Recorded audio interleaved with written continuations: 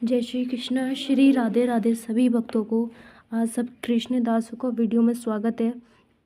जैसे कि आप देख रहे हैं, आस्था चैनल से काफ़ी परिवार सुनता है कथा और जुड़ा हुआ है काफ़ी समय से, और काफ़ी समय से इनकी कथा आती है आस्था चैनल पे।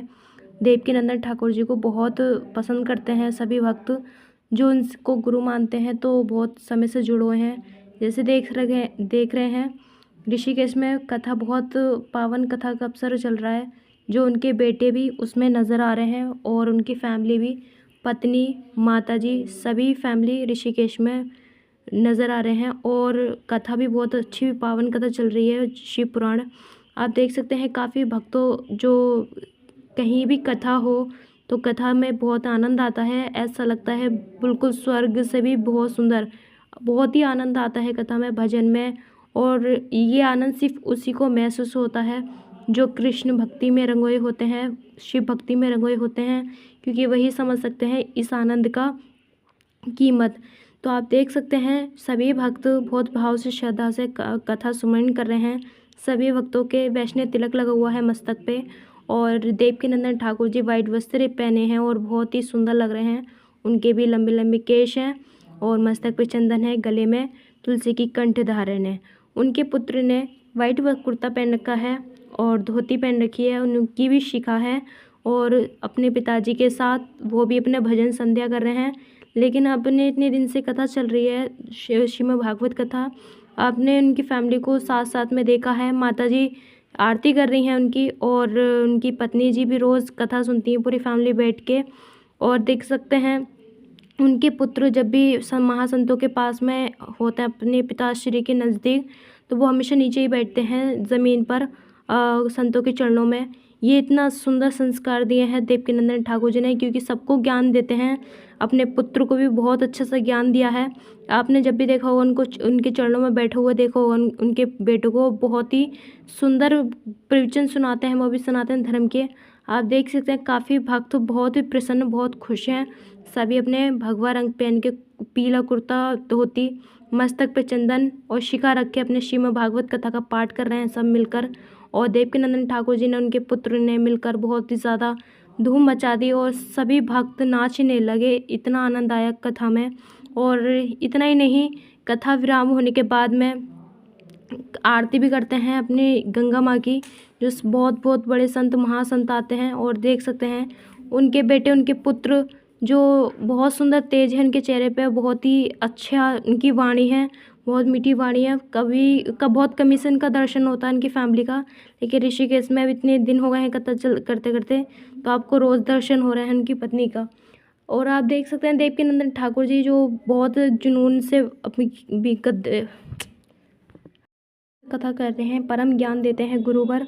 और ऐसे परम गुरु पाना बहुत सौभाग्यशाली है। और हालांकि पता चलने से कि पता ही है आपको सभी को कि देवकीनंदन ठाकुर जी वृंदावन में रहते हैं, और इनसे मिलने में बहुत बहुत दूर से सुपरस्टार बॉलीवुड, मृदुल की टीम, पूरे बहुत बहुत दूर से आते हैं भक्त, और उनकी कथा सुनकर बहुत सुकून, आनंद मिलता है।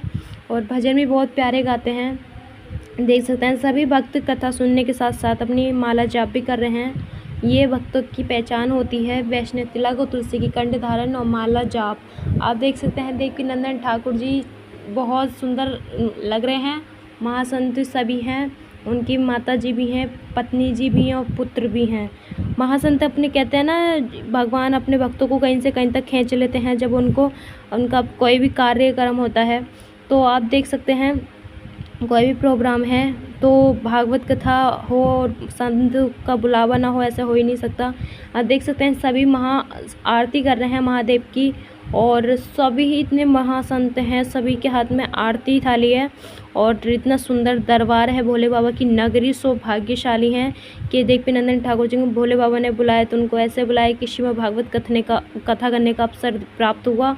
और सभी भक्त धन्य हुए, क्योंकि कहीं भी भागवत कथा होती है तो हमारे जीवन में बहुत अच्छी वो पल आ जाता है, वो दिन आ जाते हैं। और जब वो हमारी कथा बिल्कुल विराम हो जाती है, समाप्त हो जाती है, तो बहुत ज़्यादा दुख होता है, क्योंकि बहुत खुशी होती है कि ही अवसर होता है हमें परमात्मा के ध्यान करने का, बहुत ही ज़्यादा खुशी होती है, एक अलग ही, सबसे अलग खुशी है। आप देख सकते हैं उनके पुत्र के चेहरे पे इतनी सुंदर स्माइल है। और देवकीनंदन ठाकुर जी ने सभी ब्राह्मणों को सेवा की, उनको पाठ करवाया उनसे, और देख सकते हैं सबको दान दक्षिणा देकर, उनको प्रवचन बताकर सुनाकर उनको विदाई की। और देख सकते हैं काफ़ी भक्त भजन में खूब मस्त हैं, सभी कान्हा जी के इसमें नाच रहे हैं। और देवकीनंदन ठाकुर जी ने इतना सुंदर भजन गाया। और इनके चैनल पर आप खोल के देखोगे तो बहुत सुंदर कथा मिलेंगी, और भजन भी आस्था चैनल पे बहुत सुंदर आती है कथा इनकी। उनकी माता जी का आप दर्शन हुआ तो ये इनकी माता जी हैं, जो बहुत ही सौभाग्यशाली हैं। और बैठ के कथा सुनकर इनको बहुत गर्व महसूस हो रहा होगा कि मेरे पुत्र कथा कर रहे हैं और मैं सुन रही हूँ, बहुत आनंद आ रहा है। और अगर आप कथा से जुड़ना चाहते हो तो आप टीवी के माध्यम से जुड़ सकते हो, और यूट्यूब के माध्यम से सुन सकते हो, और फेसबुक के माध्यम से। आप देखते हैं सोशल मीडिया का ज़माना, तो आप कथा का आनंद ले सकते हैं। और ये कथा ये हमें 7 दिन की होती है, और हमारा 7 जन्मों उद्धार हो जाता है, जो सच्चे हृदय से और भाव से कथा सुन ले।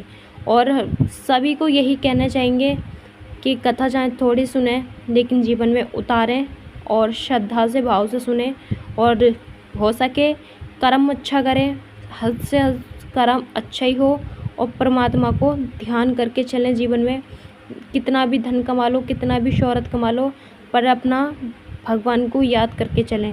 देख सकते हैं सनातन धर्म का हमारे ये 4-5 पुण्य आत्मा हमारे सनातन धर्म का नाम रोशन कर रही हैं, सनातन धर्म को आगे बढ़ा रही हैं।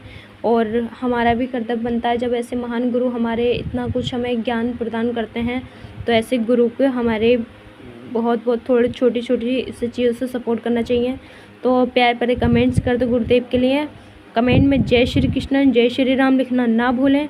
अगर इनके बारे में रोज़ अपडेट चाहिए तो चैनल सब्सक्राइब करना ना भूलें। अगली वीडियो में फिर मिलते हैं। जय श्री राम।